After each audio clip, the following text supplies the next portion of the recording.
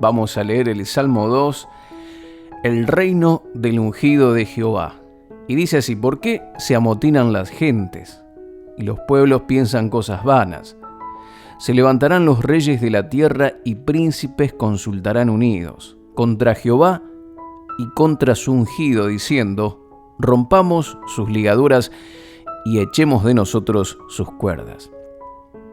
El que mora en los cielos se reirá, el Señor se burlará de ellos. Luego hablará a ellos en su furor y los turbará con su ira, porque yo he puesto mi rey sobre Sión, mi santo monte. Yo publicaré el decreto. Jehová me ha dicho: mi hijo eres tú. Yo te engendré hoy. Pídeme, y te daré por herencia las naciones, y como posesión tuya los confines de la tierra. Los quebrantarás con vara de hierro, como vasija de alfarero los desmenuzarás.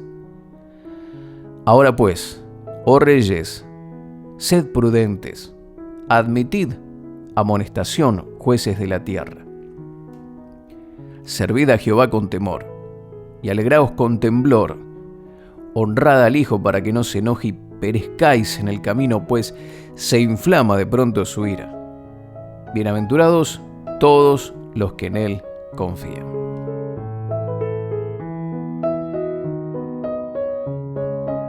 ¿Y alguna vez te has detenido a pensar quién gobierna realmente tu vida?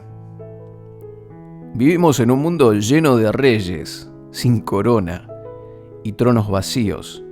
Yo quiero invitarte a descubrir al único rey verdadero, quien es el ungido de Jehová. Su reino no es como los de la tierra, porque no se derrumba, no hay que votar, no se compra. Es un reino eterno, firme, lleno de gracia y verdad, y hoy puedes ser parte de él. Este Salmo 2 fue escrito por el rey David unos 1000 años antes del nacimiento de Cristo. Y en cuanto a las circunstancias en las que fue escrito, no tenemos ninguna indicación clara en el texto, aunque se puede suponer que estuvo relacionado con la oposición que el mismo David experimentó como rey de Israel y la victoria que Dios le dio sobre todos sus enemigos, estableciéndole fielmente luego en el trono sobre todo su pueblo. Es también un salmo que fue citado frecuentemente por los autores del Nuevo Testamento, porque si bien en un principio podía recoger las experiencias del rey David, ellos comprendieron por el Espíritu Santo que también anticipaba la hostilidad humana contra el gobierno del Mesías cuando éste viniera al mundo y tenga su entrada triunfal. De hecho, a lo largo del estudio de este salmo encontramos que algunas de las cosas que en él se dicen acerca del ungido de Jehová no podían aplicarse al rey David. Por ejemplo, notemos que se refiere a él como el Hijo de Dios, en un sentido exclusivo, ¿sí? Y que no se puede aplicar a ningún hombre o a cualquier otro ser creado. También se le ofrecen como herencia a las naciones y como posesión suya los confines de la tierra, algo que no guarda ninguna relación con lo que sabemos del rey David. Y finalmente se exhorta a los reyes de la tierra y a sus jueces para que honren al Hijo, de un modo que solo es apropiado en cuanto a Dios. Por todo ello es justo decir que nos encontramos ante un salmo profético que trata acerca del Mesías que iba a venir. Es por esa razón que se dice que este es un salmo mesiánico, es decir, que hace referencia al Mesías.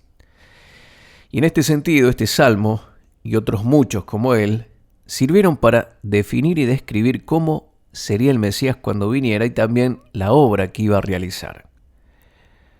Con todos los datos facilitados por estas escrituras proféticas acerca de la persona del Mesías, sería fácil identificarle cuando viniera.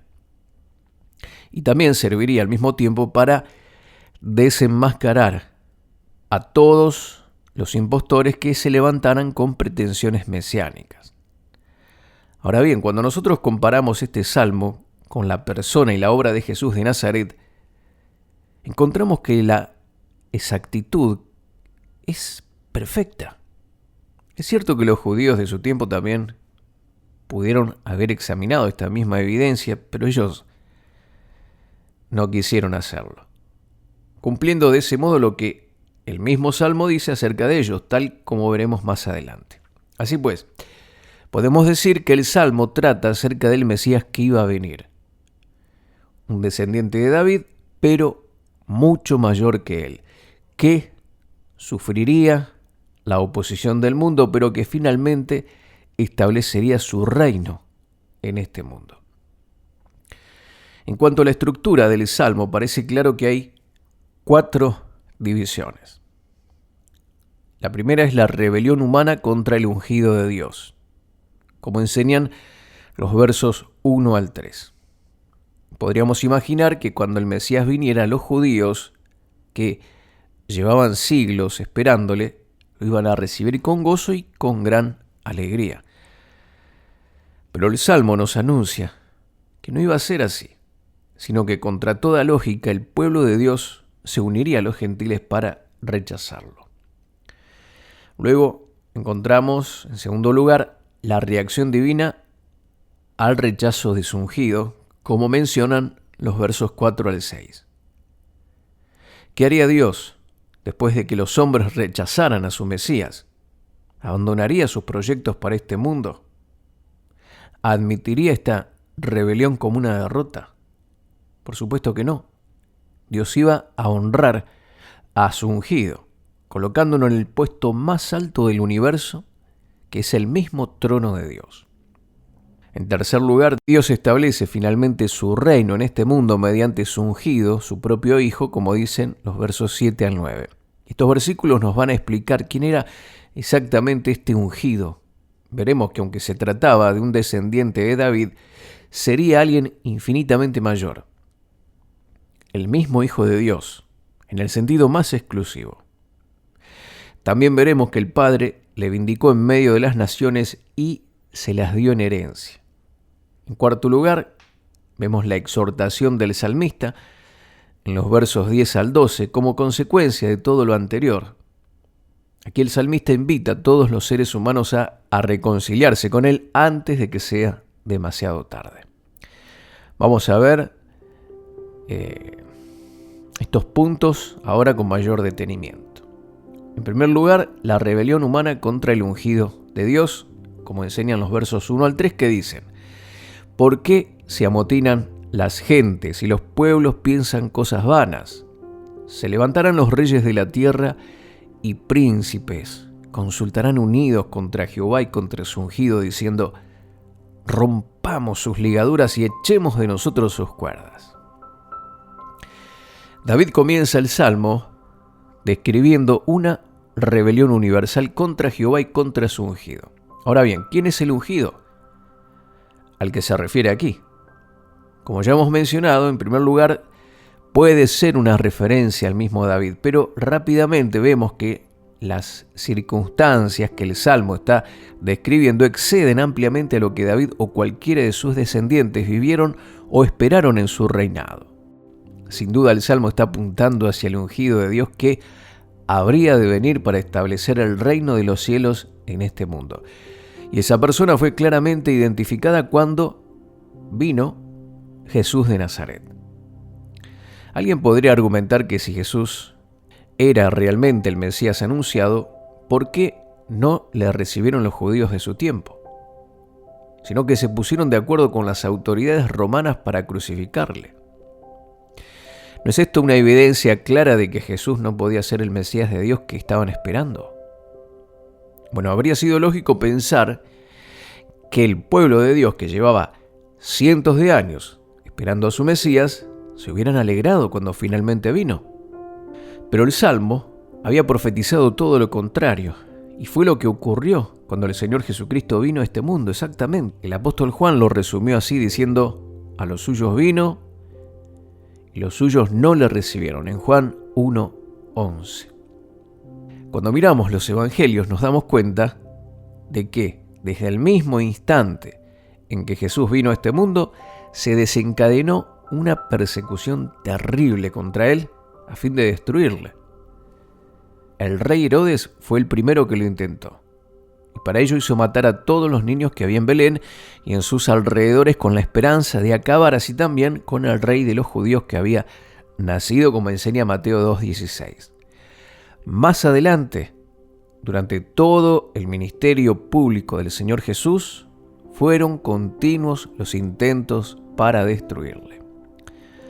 Podés tomar nota de estos versículos y buscarlos y mirarlos con detenimiento, donde se plantea esto, que es Marcos 12:12, Marcos 14:1, Lucas 4, versos 28 al 30,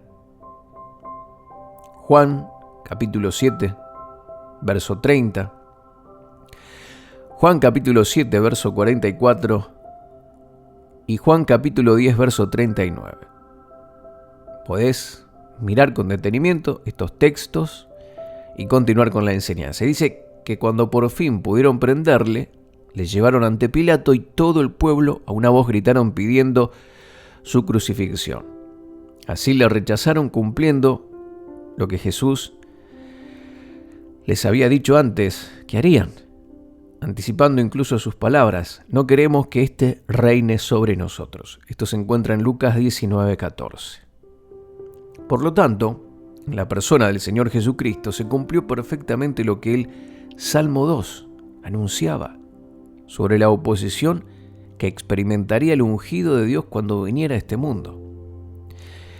Los apóstoles y los primeros cristianos que vivieron en aquellos días lo vivieron y lo vieron con total claridad.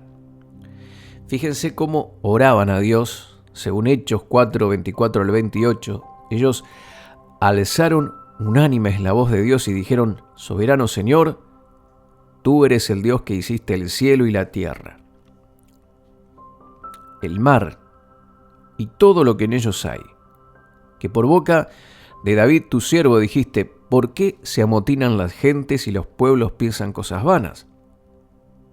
Se reunieron los reyes de la tierra y los príncipes se juntaron en uno contra el Señor y contra su Cristo, porque verdaderamente se unieron en esta ciudad contra tu santo Hijo Jesús, a quien ungiste, Herodes y Poncio Pilato con los gentiles y el pueblo de Israel, para hacer cuanto tu mano y tu consejo habían antes determinado que sucediera.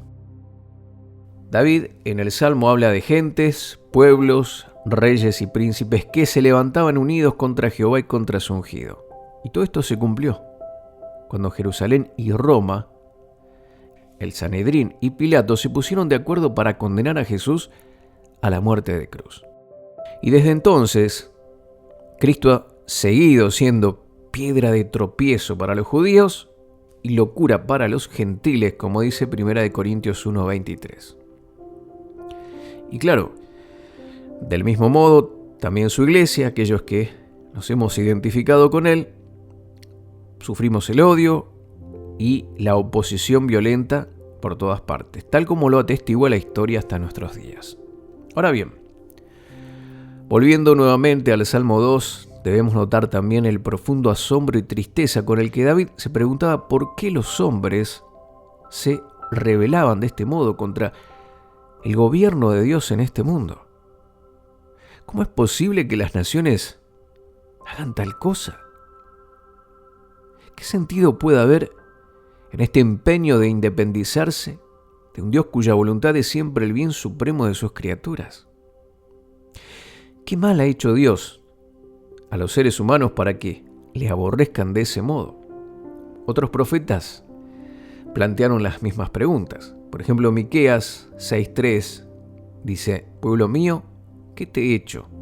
¿O en qué te he molestado? Responde contra mí. Jeremías 2:5 dice: así dice Jehová, ¿qué maldad hallaron en mí vuestros padres, que se alejaron de mí y se fueron tras la vanidad y se hicieron vanos? No hay causa justa para oponerse de este modo al gobierno de Cristo. David describe a gentes y reyes de la tierra, es decir, personas de todo tipo. Estos se amotinan y se levantan contra el ungido de Jehová. El cuadro que nos describe esta primera estrofa del Salmo es la de un mundo agitado, que se reúne de forma alterada contra Cristo en una actitud de clara hostilidad y resistencia. Y es curioso que aunque la gente del mundo vive dividida por múltiples razones, porque viven en distintos países, razas, culturas, aficiones, religiones, sin embargo, cuando se trata de rebelarse contra Dios y el Evangelio, el mundo manifiesta una extraordinaria unidad, como leíamos en Hechos 4:27. También podemos verificar en Marcos 3, verso 6 y Lucas 23, del verso 6 al 12. Yo te doy estos versículos para que puedas pausar la enseñanza si podés y buscar o tomar nota y buscarlos porque estos te van a confirmar esto que estamos diciendo. Y también el libro de Apocalipsis describe la gran batalla de los últimos tiempos, cuando todas las naciones bajo la dirección de Satanás se levantarán como un solo pueblo contra Cristo. Apocalipsis 17, versos 12 al 14 y Apocalipsis 19, verso 19. Hoy ya vemos un anticipo de todo esto en la actitud que manifiestan la cultura anticristiana que se encuentra en la mayoría de políticos, educadores, sociólogos, medios de comunicación. Todos parecen confabulados para atacar de un modo u otro el mensaje de Cristo. Y con esta rebelión, los hombres manifiestan su decisión de romper toda relación con Dios. Ellos quieren ser señores de todo y piensan que mientras Dios de alguna manera esté vivo, no lo conseguirán. Así que su rebelión contra Dios tiene como finalidad matar a Dios, algo que es imposible. Como pensó Nietzsche cuando escribió Dios está muerto. Y como consecuencia, en su deseo de emancipación moral, el hombre tampoco quiere vivir bajo las leyes divinas. Estas leyes, que en realidad son benéficas para el hombre, son vistas por ellos como ligaduras y cuerdas que los aprisionan. Creen que para llegar a ser verdaderamente libres deben romper con cualquier tipo de relación con Dios y con su palabra. Por esto, lejos de conducirles a la libertad que esperan, los arrastra a la esclavitud, bajo el yugo de sus pecados y finalmente al infierno eterno. Es verdad que el yugo divino es ligero, como enseña Mateo 11:30, pero muchos lo encuentran insoportable. Es cierto que Dios trata de conducirnos con cuerdas de amor, pero muchos ven en esas cuerdas sogas hirientes y humillantes y tratan de librarse de ellas, rechazando abiertamente a aquel que, ungido por Dios, es rey. Por eso dice también que piensan cosas vanas contra él, dando a entender que su rebelión no podrá conseguir nada contra Dios, y que los únicos que finalmente saldrán perjudicados serán los mismos hombres, quienes la rechazan. Es en vano, porque nada de lo que el hombre haga contra Dios podrá prosperar. Por último, notemos que esta rebelión no solo es contra el ungido, sino también contra Jehová. Dice, consultarán unidos contra Jehová y contra su ungido. El Señor Jesucristo hizo constantes referencias a este mismo hecho. La unión entre el Padre y el Hijo era tal que resultaba imposible rebelarse contra uno sin al mismo tiempo estar en rebeldía contra el otro. Podemos verificar en Lucas 10:16, en Juan 5:23 y Primera de Juan 2:23. Los judíos, al rechazar a Cristo, estaban rechazando a Dios, aunque externamente parecían ser verdaderos adoradores de Dios. Veamos el segundo pensamiento que contiene este salmo, y es la reacción divina. Versos 4 al 6 dice, el que mora en los cielos se reirá, el Señor se burlará de ellos. Luego hablará a ellos en su furor y los turbará con su ira. pero yo he puesto mi rey sobre Sión, mi santo monte. En la primera sección del Salmo vimos cómo los hombres rechazaron al ungido de Dios cuando vino al mundo. El creador del mundo rechazado por los hombres que él mismo había creado. Entonces, ¿cómo iba a reaccionar Dios frente a esta terrible ofensa?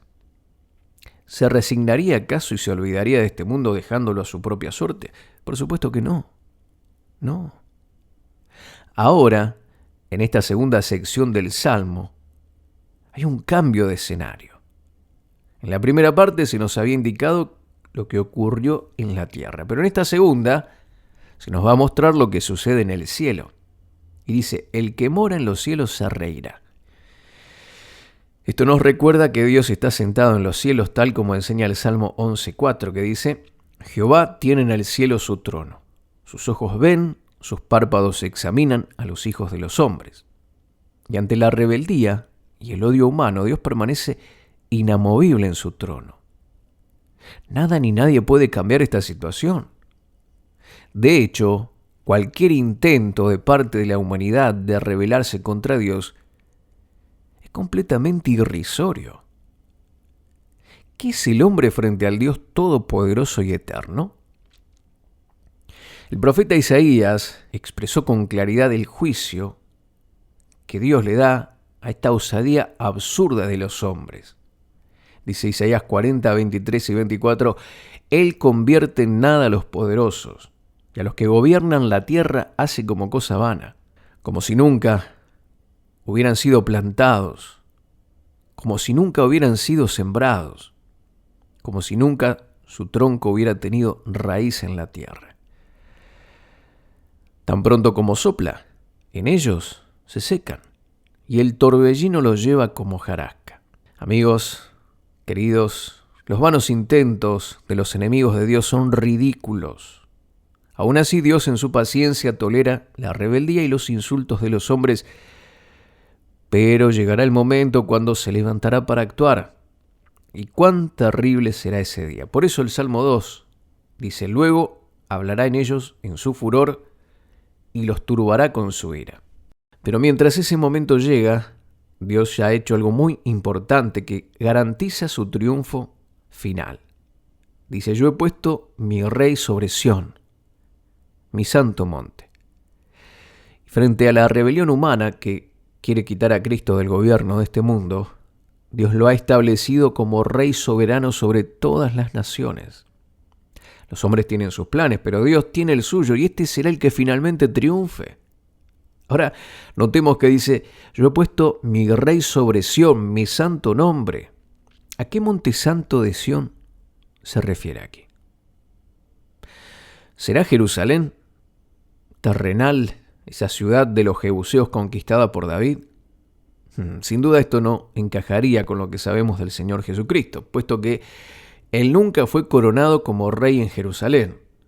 De hecho, lo que hicieron cuando se presentó allí fue despreciarle y matarle fuera de la ciudad. Pero decir que la Jerusalén de los tiempos de Jesús era Sión, el monte santo de Dios, no sería justo. ¿Cómo podía ser aquella ciudad el monte santo de Dios si allí fue rechazado y crucificado el unigénito Hijo de Dios? La ciudad de Jerusalén, edificada sobre el monte de Sión, era únicamente un pobre símbolo de la verdadera ciudad de Dios, la Jerusalén celestial. El autor de Hebreos describió la verdadera Sión en su epístola.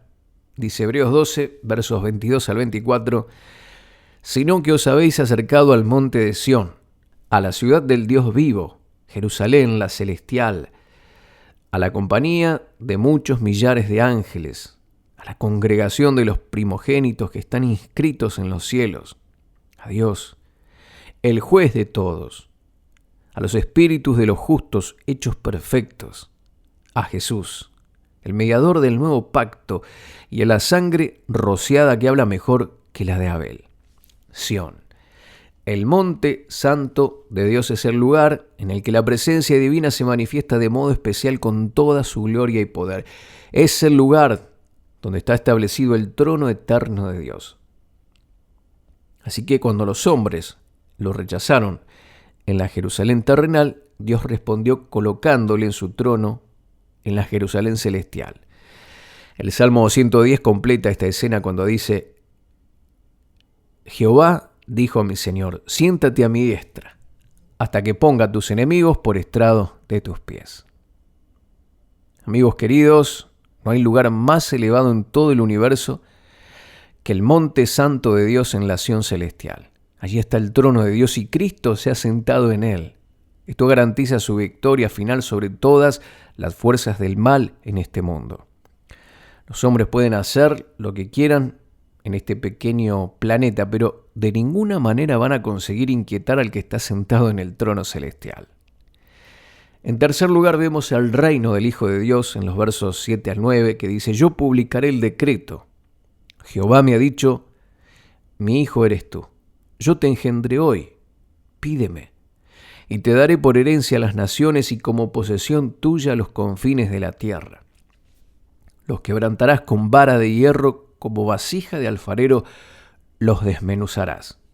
Ahora bien, quien habla es el propio rey entronizado por Dios y lo hace para publicar el decreto que Dios había pronunciado en cuanto a él. Dice: mi hijo eres tú, yo te engendré hoy. Esto nos obliga a hacernos varias preguntas.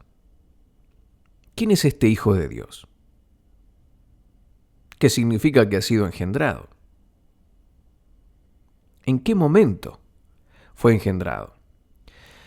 En principio debemos descartar totalmente que el rey David estuviera profetizando acerca de sí mismo, puesto que todo lo que aquí se dice de este ungido de Jehová, que también es su hijo, excede todo lo que David o alguno de sus descendientes llegaron a ser nunca. David fue constituido como rey sobre Israel, pero aquí se habla del Hijo de Dios, a quien se le darían por herencia las naciones y como posesión suya los confines de la tierra. Tampoco David subió al trono de Dios en los cielos, sino que, como el apóstol Pedro señaló, él había muerto y su sepulcro está todavía con ellos hasta ese día, como enseña Hechos 2:29.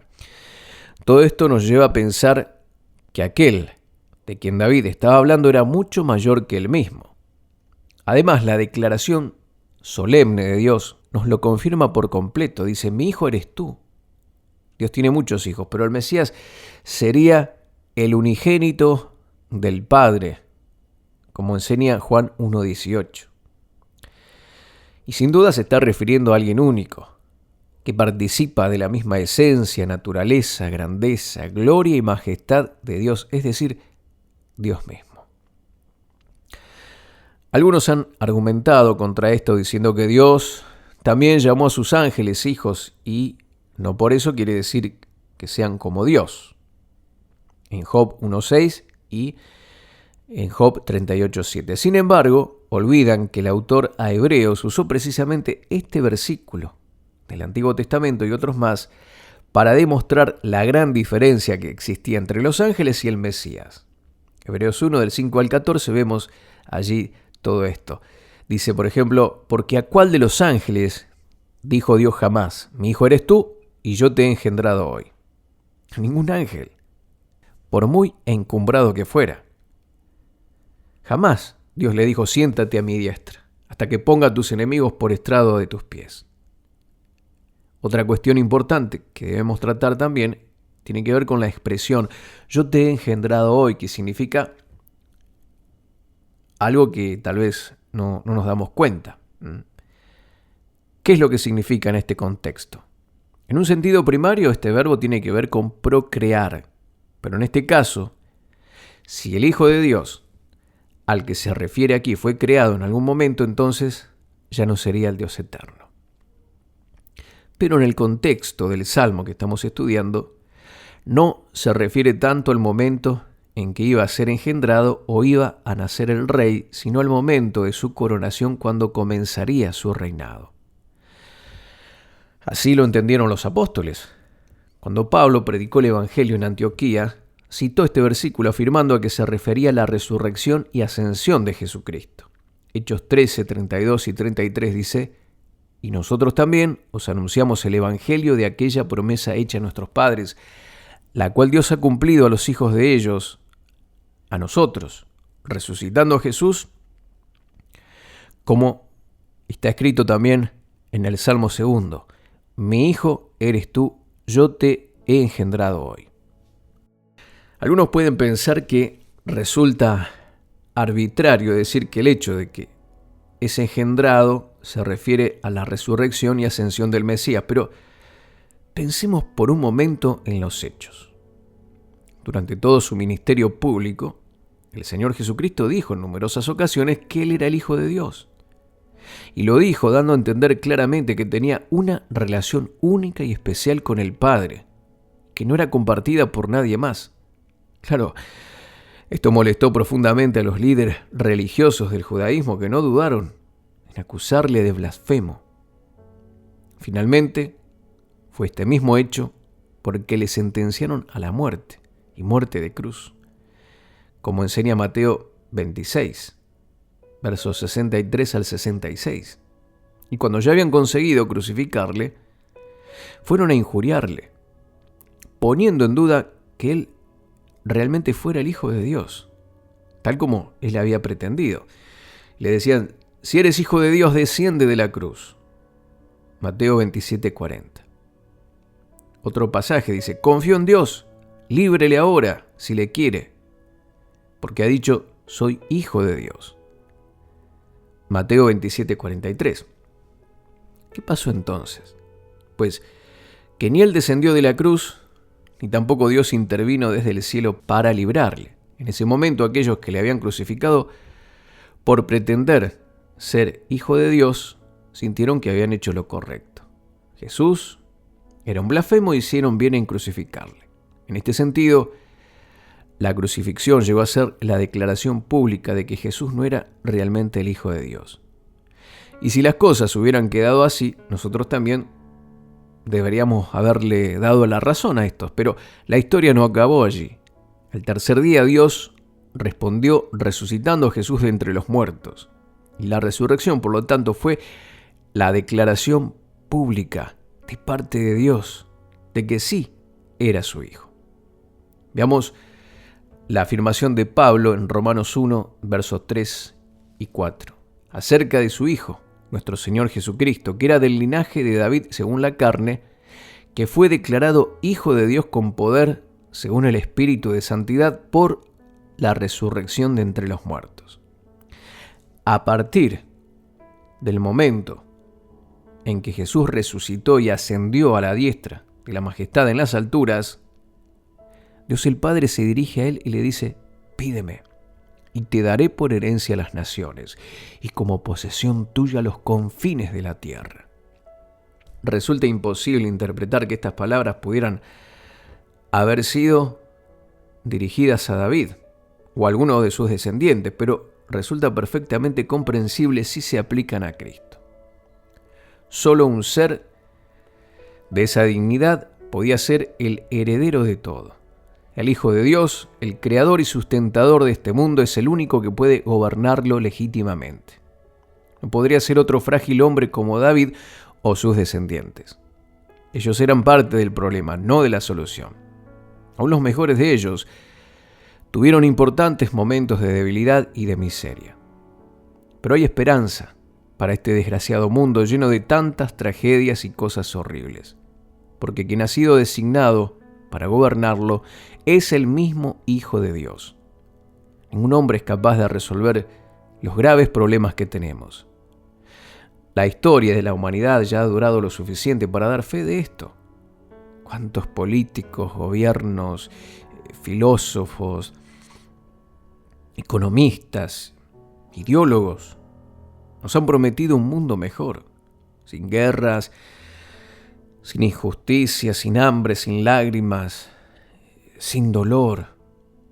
Y las cosas nunca mejoraron. Muchos han soñado en establecer el paraíso aquí en la tierra sin tener en cuenta a Dios y han fracasado, llegando en muchos casos a convertir este planeta en un verdadero infierno. Pero hay esperanza para este mundo porque finalmente va a ser el mismo Hijo de Dios quien ha sido exaltado hasta lo sumo y a quien se le ha dado la autoridad para gobernarlo. Filipenses 2, versos 9 al 11 dice: por lo cual Dios también lo exaltó hasta lo sumo y le dio un nombre que es sobre todo nombre, para que en el nombre de Jesús se doble toda rodilla de los que están en los cielos y en la tierra y debajo de la tierra, y toda lengua confiese que Jesucristo es el Señor, para la gloria de Dios Padre. Es curioso que Satanás le ofreció al Señor Jesucristo los mismos reinos de este mundo, con la condición de que no fuera a la cruz y se sujetara a él, pero el Señor no lo aceptó. Haber caído en esa tentación habría dejado este mundo sin esperanza. Ya hemos visto lo que Satanás ha hecho a la humanidad, pero el Señor Jesucristo había venido para establecer un nuevo orden totalmente diferente. Y la única forma de conseguirlo implicaba ir a la cruz, para así liberar a los pecadores de las garras del diablo. Ahora, después de su definitiva victoria, Cristo tiene el poder para salvar a todos aquellos que lo aceptan como Señor de sus vidas, y también tiene la autoridad para terminar con toda resistencia y juzgar a todos los rebeldes. El salmista lo expresa con estas palabras: los quebrarás con vara de hierro, como vasija de alfarero los desmenuzarás. Aquí los enemigos del Señor son representados como vasijas de alfarero, lo cual ilustra perfectamente la debilidad y fragilidad de las naciones ante Dios. Este juicio es inevitable. No olvidemos cómo comenzó el Salmo. Las gentes y los pueblos pensando cosas vanas contra Jehová y contra su ungido. Los reyes de la tierra y los príncipes levantándose unidos contra Dios. Y todo esto se materializó cuando el Señor Jesucristo fue crucificado por Pilato a instancias de los líderes judíos. El hombre levantando su puño contra Dios. Y esto no podía quedar así. Ahora Dios ofrece a su ungido a todas las naciones. Esto implica necesariamente que en el programa divino el Mesías había de venir 2 veces. La primera tendría como objetivo salvar a los hombres de sus pecados por medio de su muerte. Pero vendrá una segunda vez, sin relación con el pecado, para juzgar a este mundo. Esta segunda venida será muy diferente a la primera. Apocalipsis cita el Salmo 2 para describir la victoria final del Hijo de Dios. Capítulo 19, versos 11 al 21. Vamos a ver algunos versículos. Dice: entonces vi el cielo abierto, y he aquí un caballo blanco, y el que lo montaba se llamaba Fiel y Verdadero, y con justicia juzga y pelea. Sus ojos eran como llamas de fuego, y había en su cabeza muchas diademas, y tenía un nombre escrito que ninguno conocía sino él mismo. Estaba vestido de una ropa teñida en sangre, y su nombre es el Verbo de Dios. Y los ejércitos celestiales, vestidos de lino finísimo, blanco y limpio, le seguían en caballos blancos. De su boca sale una espada aguda para herir con ella a las naciones, y él las regirá con vara de hierro. Y él pisa el lagar del vino del furor y de la ira del Dios Todopoderoso. Y en su vestidura y en su muslo tiene escrito este nombre: Rey de Reyes y Señor de Señores. Quienes ahora rechazan su misericordia un día tendrán que enfrentarse con su juicio. Toda resistencia contra él acabará en destrucción. De ahí la importancia de prestar oídos a lo que se dice en la última estrofa del Salmo. Verso 10 al 12.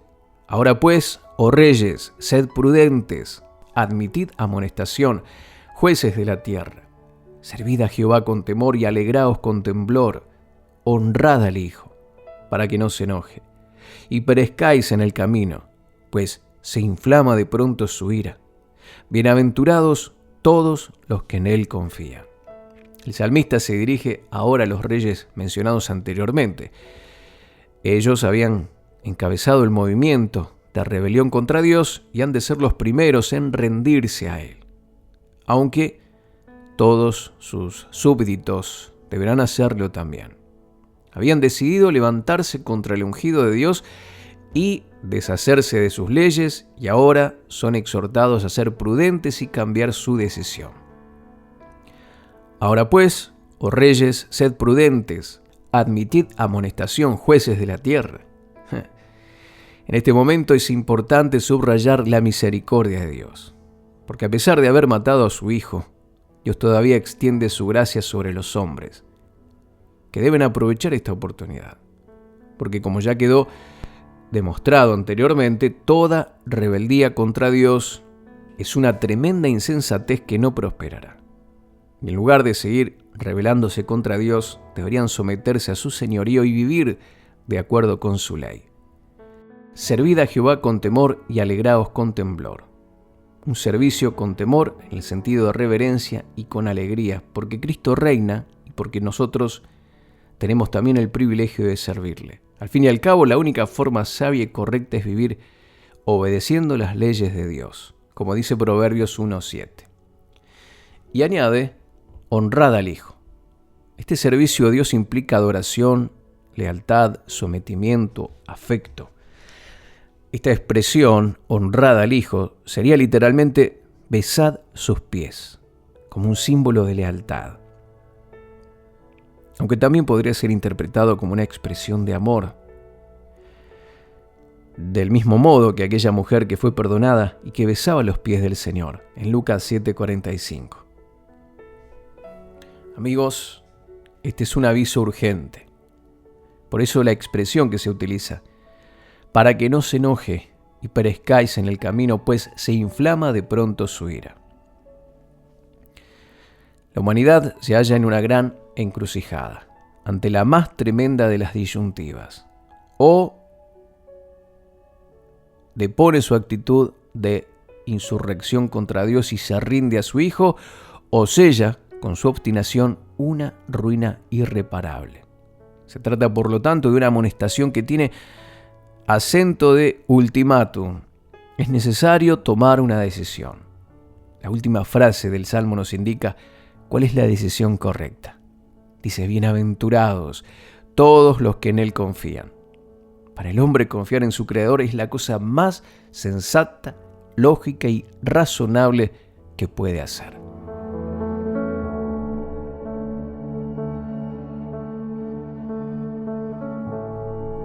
En un tiempo donde los hombres buscan su propio reino, Dios nos llama a rendirnos al reino de su ungido. Esto no es religión, esto es relación. No es imposición, es entrega voluntaria. Y hoy Jesús, el Cristo, el ungido de Jehová, sigue extendiendo su mano para reinar en cada área de tu vida. No te conformes con menos. Rinde tu corazón, tu casa, tus sueños, tu vida, y deja que Él gobierne con justicia y con amor. Oramos y le decimos, Señor Jesús, hoy reconozco que tú eres el ungido de Jehová, el Rey de Reyes y Señor de Señores. Te entrego mi vida, mis pensamientos y mis planes. Reina en mí. Establece tu reino en mi corazón y ayúdame a vivir cada día bajo tu autoridad y tu gracia. En el nombre de Jesús. Amén.